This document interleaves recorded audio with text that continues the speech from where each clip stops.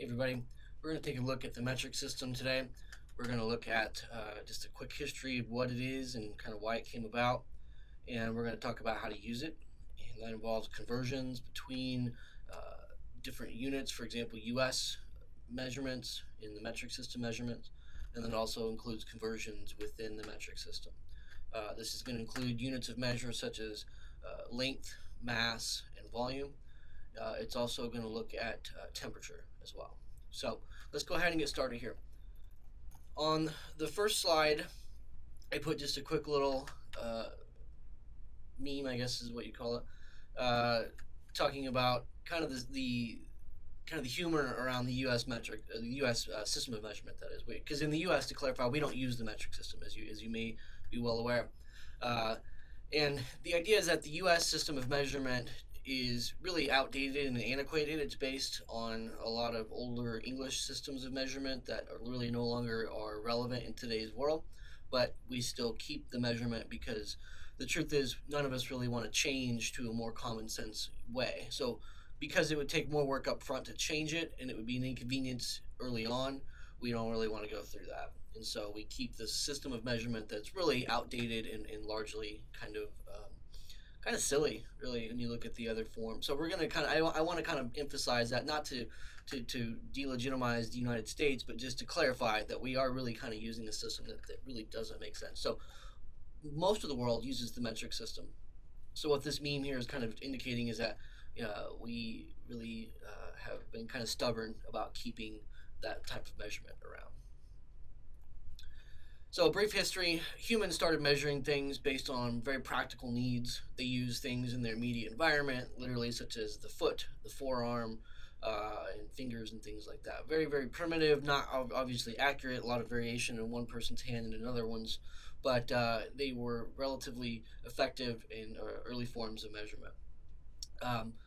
As societies became more complex, especially in reference to commerce and trade, so did the need for more complex forms of measurement. So early on, you didn't necessarily have a huge difference in between one person, or it didn't matter rather if one person's foot was bigger than the other. You had a rough equivalent. As you started trading goods for money and monetary value, it became more necessary to get more exact. Suddenly people weren't okay with a rough equivalent. They wanted more of an exact measurement. So this is really where the need for more specific units of measure came. A lot of the English system that we still really use here in the U.S., ironically that the English don't use anymore, comes from prehistoric civilizations such as the Babylonians, Egyptians, Anglo-Saxons, etc. As an example, the yard actually comes from the Saxon word gird, which is in reference to the girdle that they would wear, and they would pull that off and use it as an approximate form of measurement. So again, not still somewhat inexact, but a little more precise in reference to a standard form of measure. So really, as I was indicating in the beginning, our form of measure, such as the yard, which is still used in the U.S. form of measure, this is something that only makes sense from a historical standard. It only makes sense from a historical context, that is. It only makes sense what a yard is if you understand where the origin of the yard came from. It doesn't really make sense in today's modern context. Same with the foot. 12 inches. Where does the number 12 come from? So these are somewhat arbitrary forms of measure. So and that kind of gets to the heart of the problem here. We have all these different forms of measure that don't necessarily coincide with each other.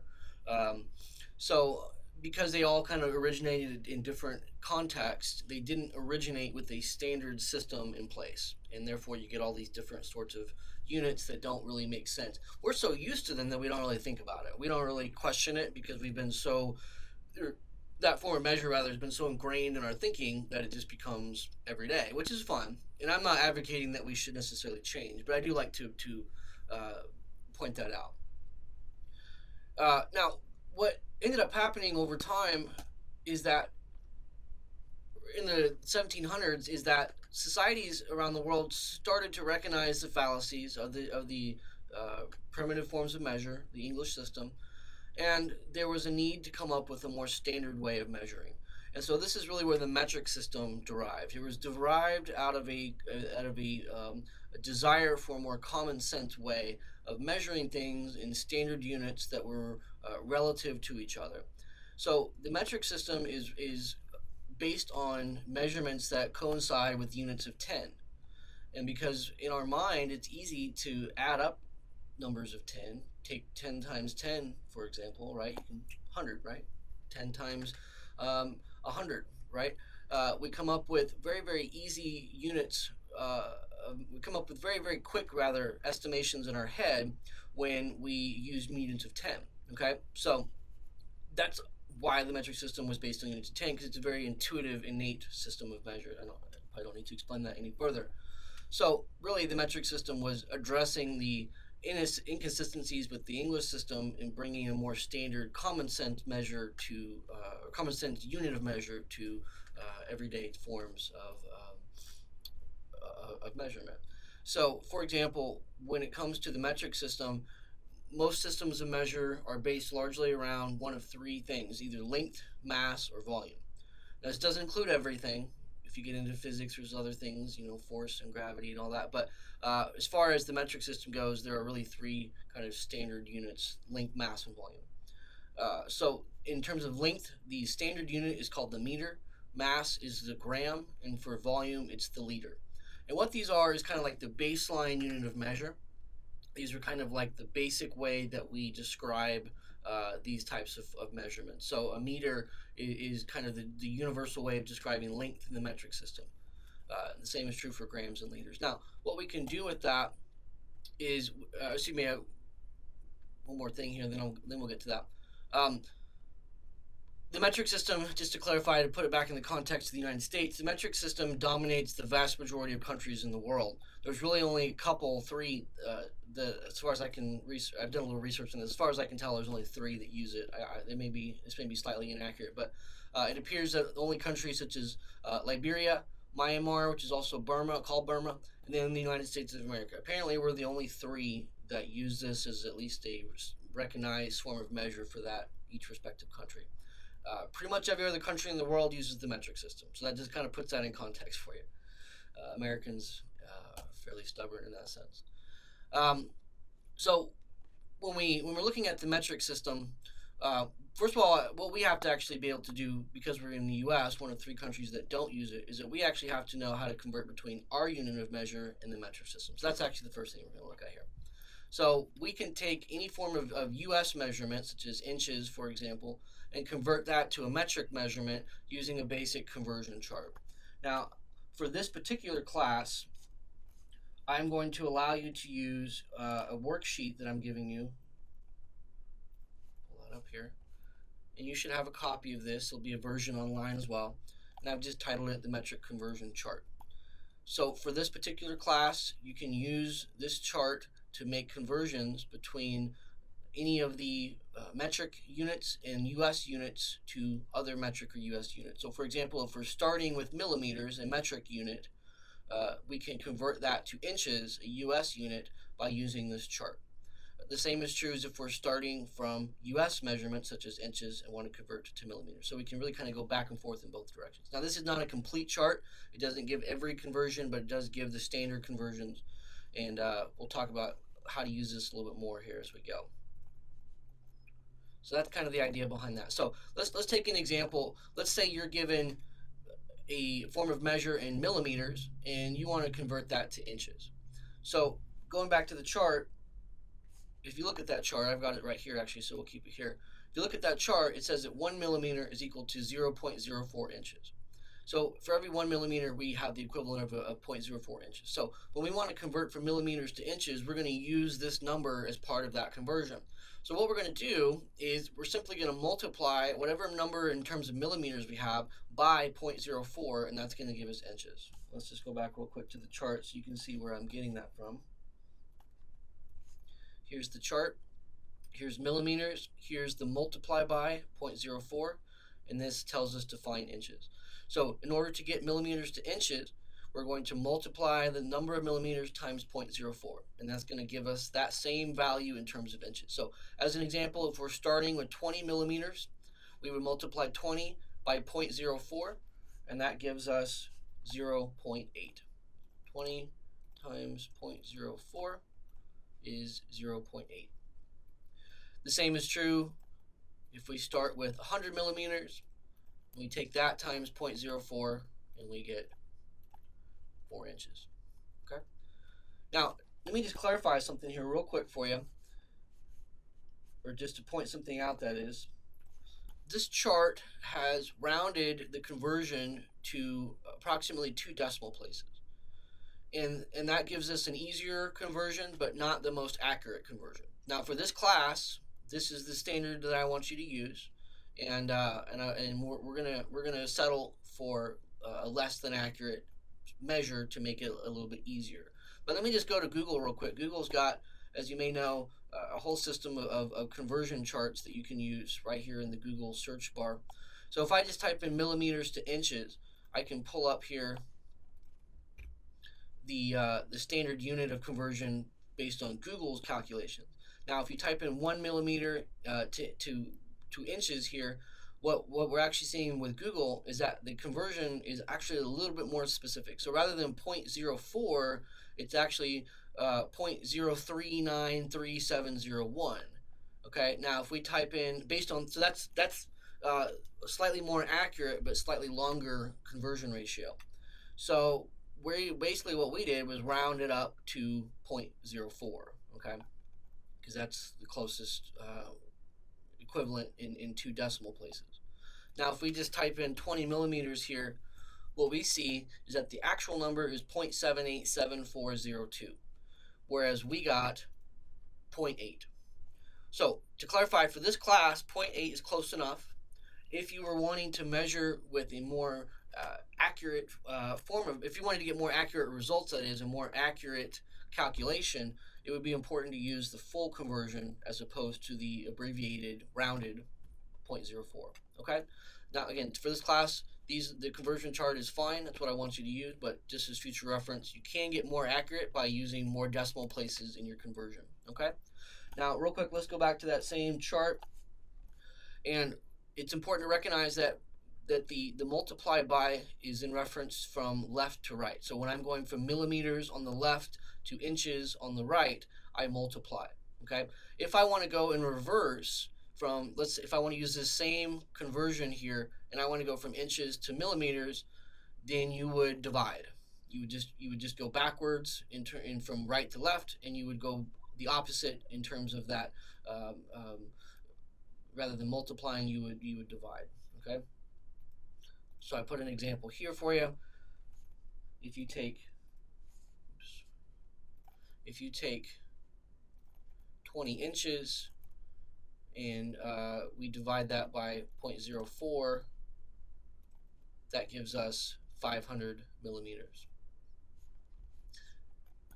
Let's take that back and let's just take a look at the 4 inches here. If we take 4 inches and we divide that by 0.04, that gives us the 100 millimeters, right? If we take the 0.8 inches and we divide that by 0.04, that gives us the 20 millimeters, okay?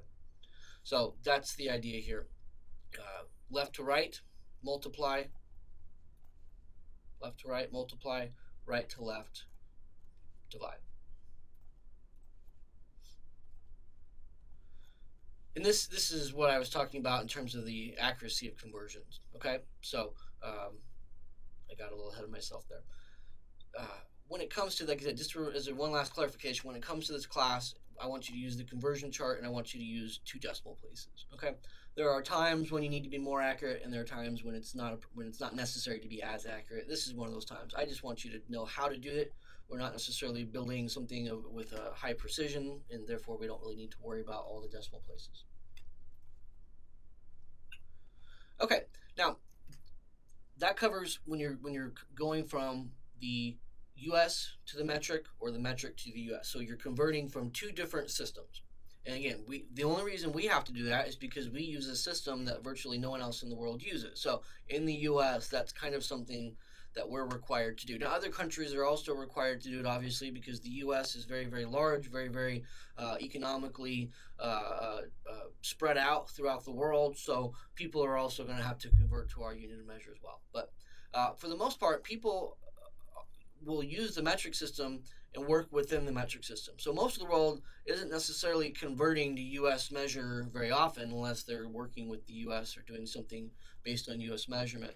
So for the most part, what people using the metric system are going to do is they're going to work within the metric system. And so there's a slightly different way to go about doing that. And because the metric system is based on units of 10, it actually is fairly easy to work within the metric system. So what I mean by this is that there are times when you want to go from a more precise unit of measure to a less precise unit of measure. As an example, we can use the meter as our standard unit of length. If we go back here just real quick, we said that the standard unit of length in the metric system is the meter. So the meter is the kind of baseline way to measure length.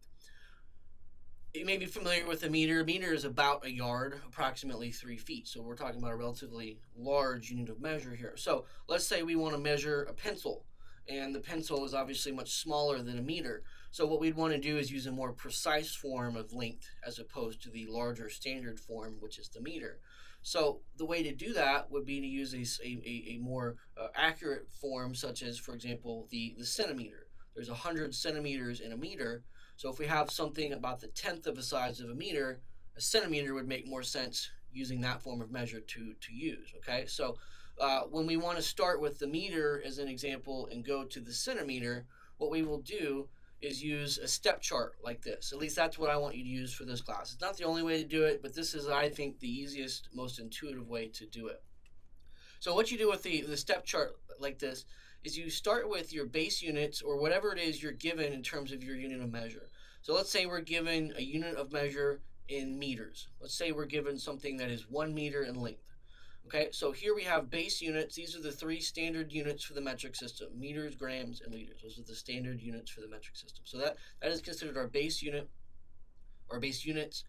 And the idea is that this step chart shows us how to convert that into other forms of either larger or smaller units within the metric system. So as an example, we can go up to larger forms of units called kilometers. So kilo is a prefix that stands for approximately 1,000. So we have kilometers, which would be 1,000 meters. We have kilograms, which would be 1,000 grams. We have kiloliters, which would be 1,000 liters.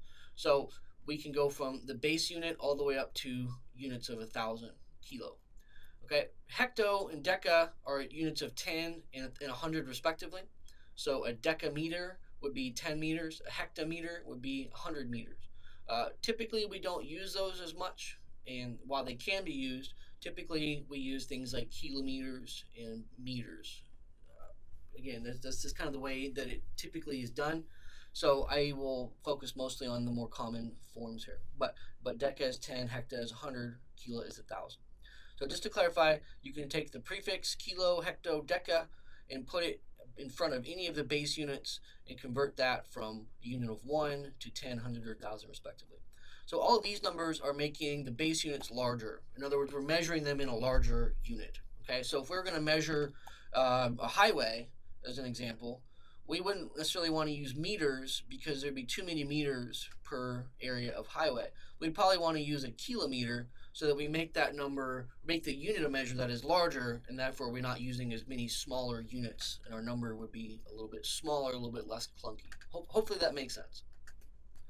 Okay, on the opposite side of the chart, on the opposite side of the step chart, on the downward direction, going down from the base units, what we're basically doing is making our units smaller here. Okay, so we want to get more precise as opposed to larger units, smaller units of measure. We're going to go down. And so just to clarify, the step chart has kind of an inverse logic to it.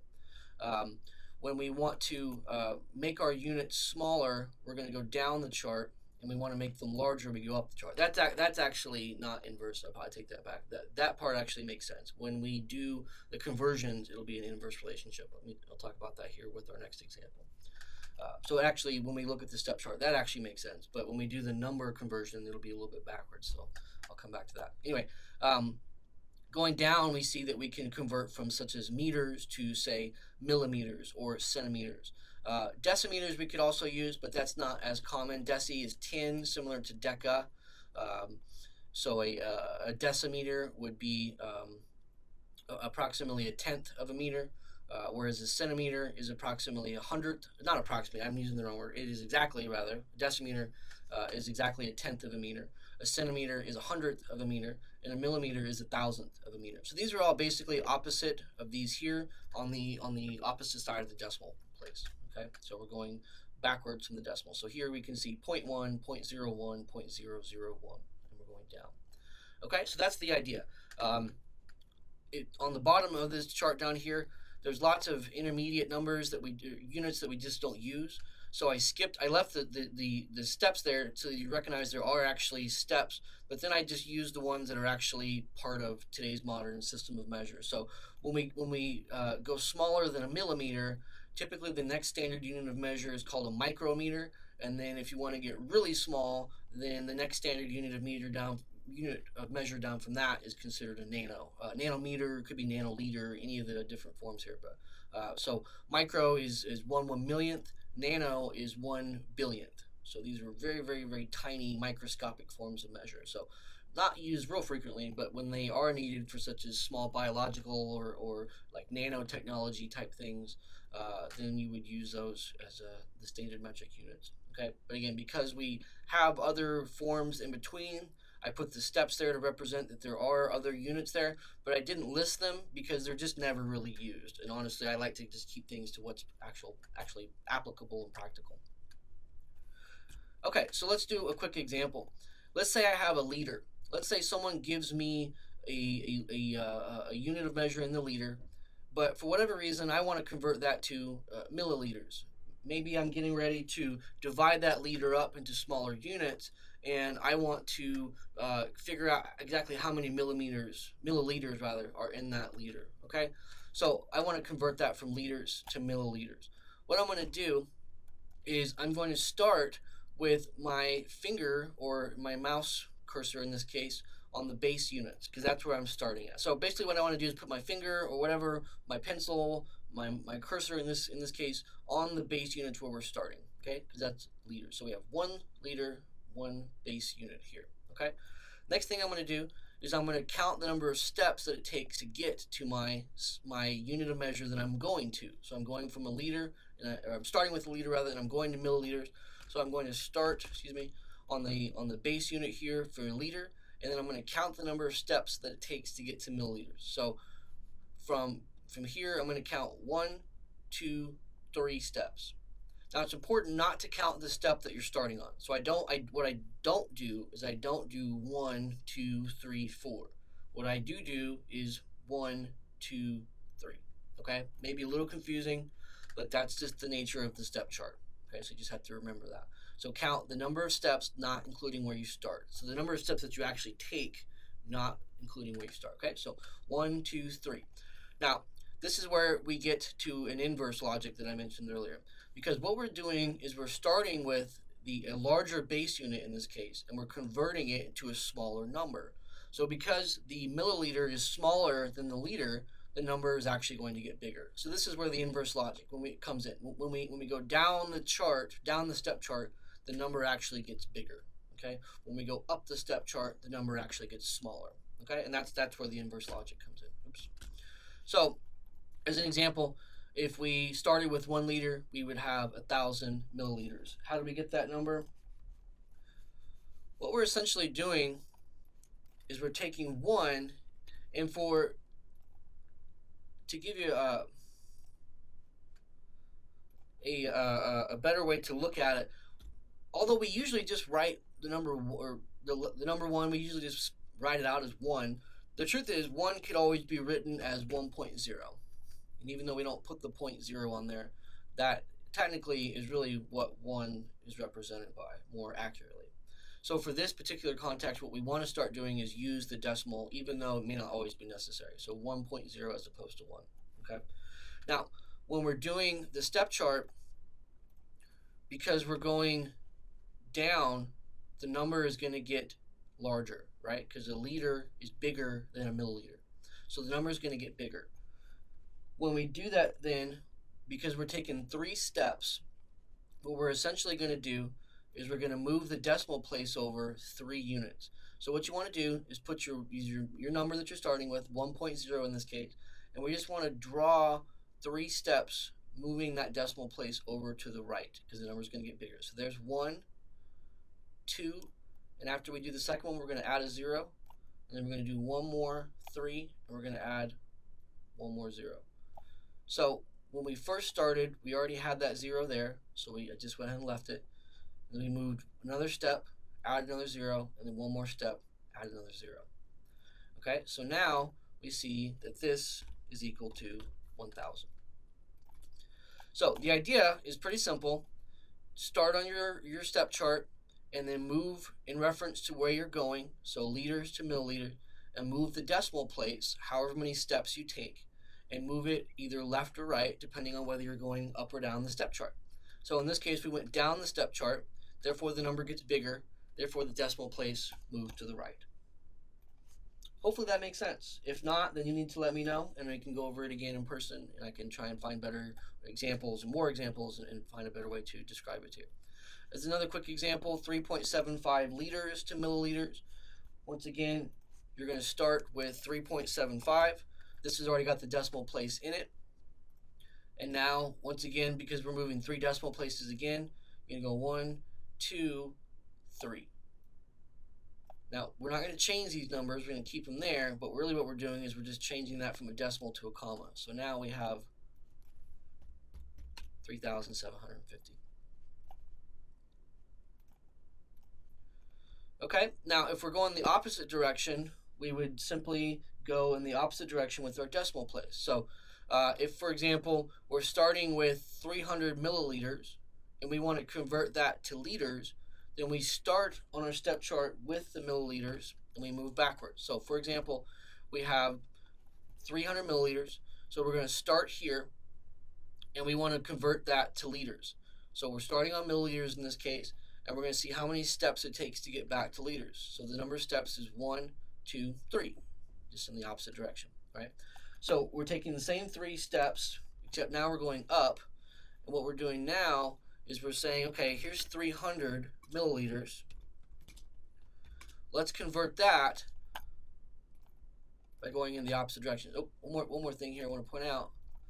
Once again, actually, 300.0 is probably the most appropriate way to write that when we're doing these conversions. Because now what we can do is start with the decimal place here. And because we're going 3 steps backwards, we can just go in the opposite direction. So now we're going from right to left. Okay, so there's 1 step, 2 steps, 3 steps. And we're going to move that decimal place there. So now, instead of 300 milliliters, we have 0.3 liters. You could write this also as 0.3 liters. I will accept it either way. Technically, it should be written as 0.3, but 0.3 is acceptable. Okay, now you can do that with any example. As long as you understand how the step chart works, start with the beginning unit and count the number of steps to the unit that you're moving to. This is how we convert within the metric system. You can convert any of the numbers that you're given to any other numbers on this chart by using that process. Okay? Hopefully that makes sense. The last part here, we want to talk about the unit of temperature. The way that temperature is going to work is that we have 2 different units of measure, once again, from the metric. This really is based on the metric system, and that is Celcius. So Celsius is like the metric system in that we have a more common sense way of measuring, whereas Fahrenheit, what we're used to, is kind of like the US system where it's this kind of archaic system that only makes sense to us because we've used it our whole life and we don't know anything else. So let's take a look at the difference. Celsius temperature is based on a scale of 0 to 100. There comes the common sense application again. Here's what makes sense. 0 equals freezing, 100 equals boiling. That makes a lot of sense, doesn't it? Let's take a look at the US system. 32 equals freezing, 212 equals boiling. That doesn't really make sense unless you've been raised your entire life to know that that's just the way it is. Most people don't really know the boiling point. Almost everybody knows the freezing point. But why is 32 degrees Fahrenheit freezing? Because somebody said it was. That's why. And it's a lot based on an archaic thermometer that was created by what was his name? Gabriel Fahrenheit. Daniel Gabriel Fahrenheit. He created this thermometer that had all of these kind of stipulations to it, and so he kind of got it to work somewhat accurately based on the way the mercury in the thermometer operated, and was able to get it to function using these as kind of the baselines: 32 freezing, 212 boiling. Um, that is no longer really relevant to today. We don't need that sort of system to make our thermometers work anymore. We have digital thermometers and other forms that are not dependent upon these measurements anymore. But because that's what has been done for so long, and because people are largely stubborn and unwilling to change, then we keep that system. Okay, so not a big deal, but just to point out the difference in the kind of the common sense application. So Celsius, 0 freezing, 100 boiling, and everything in between represents kind of your normal temperatures. So when we see Fahrenheit and we want to convert that to Celsius, or vice versa, there's a formula that you need to use to do that. Now this one is also in the conversion sheet. Let me pull it up to show you where it's at. Here's your conversion chart, and the temperature conversions are right here. Okay, so degrees Fahrenheit to degrees Celsius, and Celsius to Fahrenheit. Okay, and this is a formula here as opposed to a direct conversion. The way you do it is that you start, so if we're going from Fahrenheit to Celsius, the way you do it is you set up the equation like this, where you take the degrees Fahrenheit in parentheses minus 32. And what we're doing here is we're taking our starting degrees in Fahrenheit, and we're basically adjusting for the difference in the freezing temperature. So Celsius is based on 0 at freezing, Fahrenheit is based on 32 at freezing. So what we're basically saying is, let's get these back to the same baseline. So if we're starting with Fahrenheit, we need to subtract 32 to get that number closer to the baseline of 0, or to get it to the baseline of 0. Then what we have to do is compensate for the fact that after that, approximately every 1 degree Fahrenheit is approximately equal to 1.8 degrees Celsius. Now I put the approximation here because that's not an exact unit of measure. So once again, when we get the number here, it's going to be an approximate. We're going to be slightly less than exact here.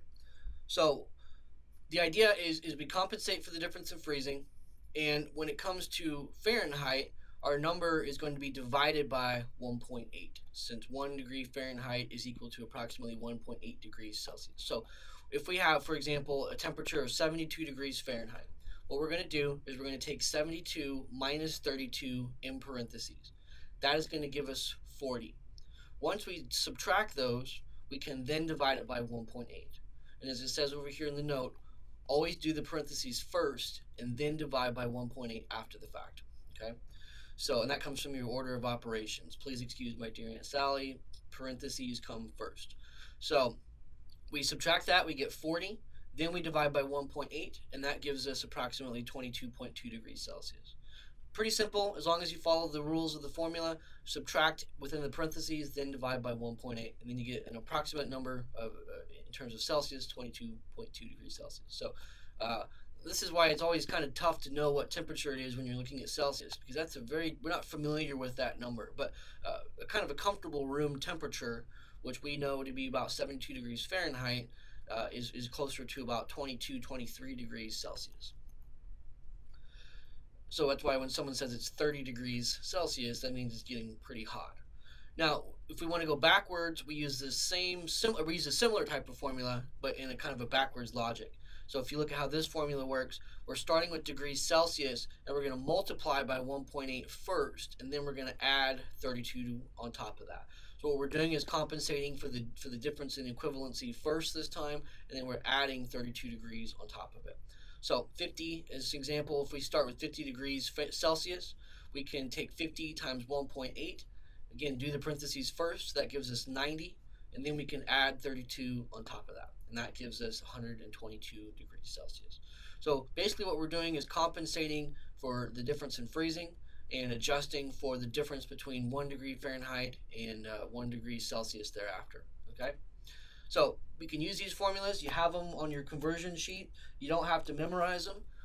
You'll bring that conversion sheet with you to each quiz, and on the midterm you'll have another set of problems. Really one quiz, and then on the midterm is where you'll use these. So make sure to bring that chart with you, and make sure you know how to use it, and you'll be good to go there. Okay? the rest of with the rest of this, I want you to do the practice problems on the worksheet. Let me pull that over here. Here's the worksheet, and this is your homework for the week. You've got some basic conversions here on the front. On this middle part here, what you're doing with these questions is you're going to have to do multiple conversions in order to get the answer. So let me give you a quick example of that. Let's look at the first one here. If we go from inches to meters, what we find is that on our conversion chart, we don't actually have a direct conversion from inches to meters. We can go from inches to millimeters, we can go from inches to centimeters, but on this conversion here, we don't actually have a direct inches to meters. So what you have to do is you have to do a series of conversions. So let's do this first one as an example here. The question is how many inches is, or how many meters rather, is 1,000 inches? So what we want to first do, we've got our 1,000 inches. Let's first convert that to something that we do have on our conversion chart. And we can really use one of either two numbers, or two conversions. We can either use millimeters or centimeters. Let's go ahead and just arbitrarily, I'm going to use millimeters. So we're going to convert inches to millimeters. So to do that, I'm going to multiply my inches by 25.4. So with my calculator, 1,000 times 25.4, that gives me 25,400. That's millimeters. Now I can take my 25,400 millimeters and I can convert that into X number of meters. Okay, meters would be abbreviated as mil. Just to clarify, this is millimeters. Most of you probably know that, just in case you didn't. Okay, so basically what I have to do in this first one is two steps. Inches to millimeters, and now I can take my millimeters into meters. And if we look back at the step chart, hopefully you're following on how you would do this. But just to finish up on the example, we would start here with millimeters, and we would go back to meters. So we would do 1, 2, 3 steps.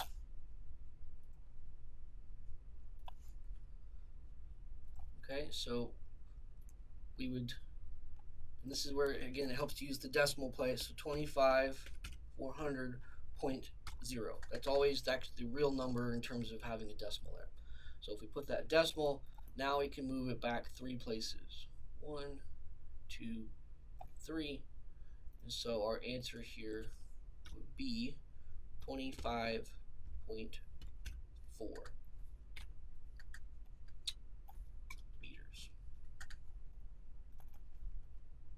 If we pull up Google just to check that, we get the same answer here.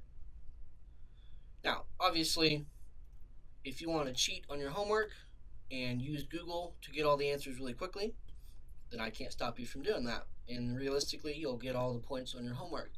But you can't use Google on the quiz or the exam, and that's where you'll get most of your points.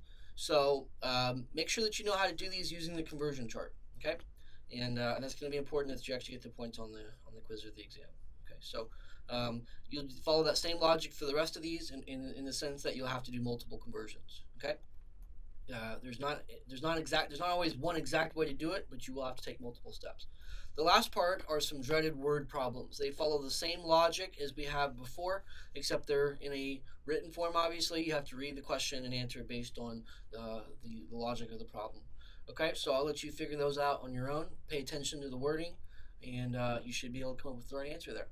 We'll go over these in class when we meet. I'll be happy to answer any email questions. I'll be happy to meet with you in my office if you'd like to come in and go over these with me in person. Okay, good luck to you, and I will collect these during our next class meeting. All right, take care.